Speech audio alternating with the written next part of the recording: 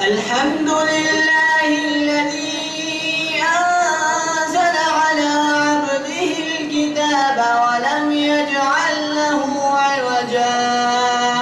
قيما لينذر بأسا شديدا من لدنه ويبشر المؤمنين الذين يعملون الصالحات أن لهم أجرا حسنا ماكثين فيه أبدا وينذر الذين قالوا اتخذ الله ولدا ما لهم